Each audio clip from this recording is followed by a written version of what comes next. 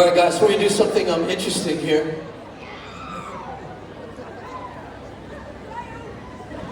Right now is the point where I play the upcoming Harry Styles album, start to finish, off my iPhone. Are you insane? No! I don't have that. I wish I had that. No, but we are going to cover Life of a Showgirl right now, the entire We're not. We are going to do something different though. So, excuse me. I've been in this band a long time, most of my adult life, and so 18, 19 years is long. It's a long time to be in a band. If we're being honest with each other, that's longer than most of your parents' relationships lasted. I'm sorry, guys. Come on, do the math. Internet, 50-50. My parents, everyone around me, my parents, but I wish, we want it to last forever, but let's be honest. So, we've been around a long time, after 18, 19 years in this band. My day job has been writing songs for other artists, with other artists. A lot of these songs you know, a lot of you don't know that I wrote them, which is totally fine. Does not affect my ego, actually, destroys my ego, but it's fine. And so, tonight we're going to do a couple of those. A lot of these artists who you know, one of whom is a good friend of mine. He was actually in Australia right now, Ed Sheeran. I'm very lucky to work with the people I've worked with when I worked with them. We got to work on everything from Taylor Swift, 1989, Adele 21, Adele 25, hopefully Adele 39 or whatever she decides, whatever. And everybody from Ozzy Osbourne to Tate McRae. Notice how I'm just checking all the boxes right now at this point. And a lot of different people. Yeah, a lot of different artists that I've been lucky enough to work with, including Mr. Harry Styles and a lot of different people. So I don't have time, and this is not the cover set, this is the OneRepublic set, but it's kind of fun to do a little like karaoke moment. If you're cool with it, what I'm going to try to do is we're going to attempt to cover one or two little condensed versions of some hits I wrote for other people. I've done a lot of songs in 20 years for Beyonce, a lot of songs. By the way, I have to say it only because I'm here, worked with a ton of Australian artists. I was working with Empire of the Sun earlier this week. And one of my favorite, I say it every time I'm in Australia, and one day I feel like he'll text me back. Maybe I think he lost my number. Matt Corby, I think, is one of the best singers alive.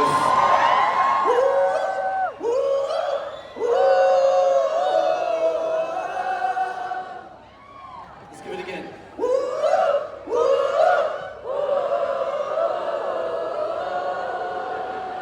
That was a disaster. Half of you did it. Alright, so Beyonce is interesting because we have a different vocal range and she's a woman, and I'm not. And so covering her is a little daunting for me, but I think it's important that sometimes I don't like to tell the story behind all songs because I think it's corny when people tell you exactly what they meant when they wrote it, because it ruins it for you. You're like, well, that's not what I thought they meant, this song sucks now. So I don't want to I'm not going to tell you everything, but I will tell you this. She called me personally to write a song for her way back in the day. Now she doesn't call me so much. She mostly just hits me on Snapchat. But she called me initially, and I was like, oh my God, an artist is calling me. This doesn't happen. Artists don't call you to ask you to write songs. Not since Frank Sinatra. It doesn't happen. So she called and said, hey baby, I like your album. I apologize, yada yada yada. I want you to write me a song, work on my new album, and I'm in love. And I need a ballad. I'm really in love. And I said, okay, who are you with? Now this is before Instagram, Twitter, and everything on the internet 24/7 told you everybody's shit all the time. I missed that era, by the way. It was nice. I don't like to wake up and know every ratchet, nasty thing that happened across the universe the moment I wake up. But I think we all relate. So I had no idea that she was with Jay-Z. All right, here's the truth. And she said, well, his name is Jay-Z, baby. And so I said, okay, I know Jay-Z is, obviously. He's the biggest rapper alive. Congrats on that. So So she said, write me a song. So I went back to LA after we were on tour, and I injured myself, and we had to take a month off, and I went back home, and I called a friend of mine, Evan, who had just written this big song for Rihanna called SOS. I don't know if you know SOS. SOS, please someone help me. If not, okay. So, calm down. So he wrote that, and I said, okay, what's the worst that could happen? Me and Evan get together, we have 3 hours, and we get in a room, and I say, okay, he's like, what's the topic? I was like, the topic is Beyonce's in love. I have one day to write, literally, I had 1 day to write one song to send in one song. I didn't write 10, about one. I said, I gotta write this ballad. She doesn't want it to be corny. She likes us, I don't want her to not like us. So I said, okay, it's about Jay-Z, they're in love. I think they're dating. I think they were already married at this point, I don't know. And I said, okay, let's do it. So I pulled up the keyboard, I pulled up the first patch, I start playing chords, they sounded like angels. I was like, it sounded like angels going, ooh. And I was like, oh, what if we do a song called Angels? And then Evan looked at me and he's like, that is the corniest shit I've ever heard. No, I'm not writing a song about Jay-Z called Angel. You're my angel? Fuck off. So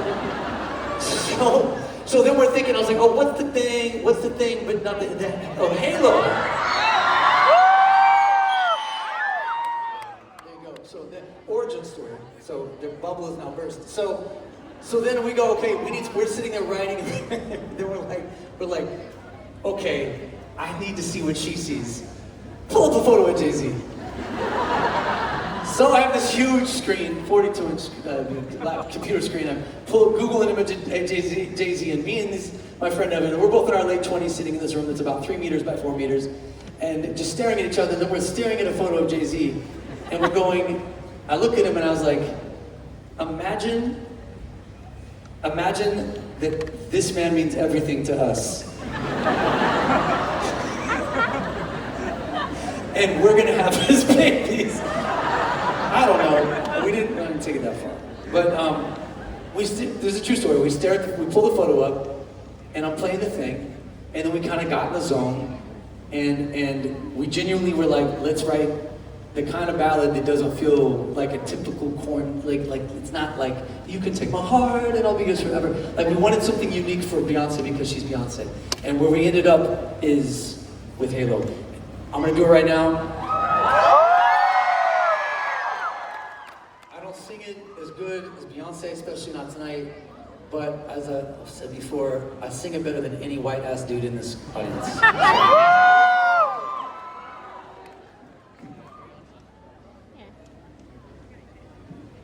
Guys, don't ruin this for me. Zach, please don't ruin it.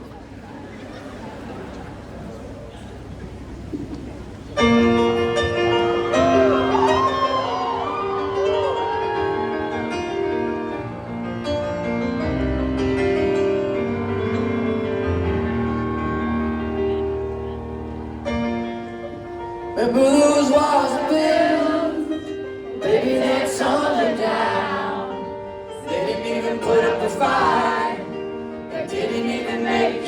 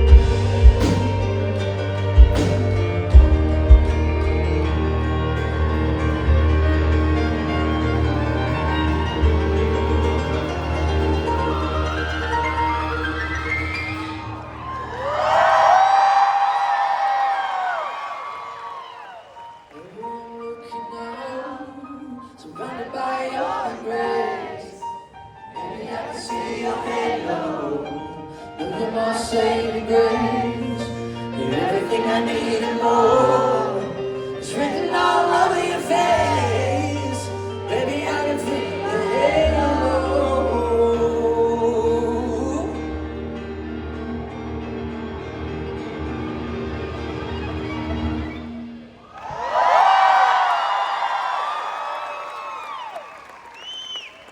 And I pray you won't fade away.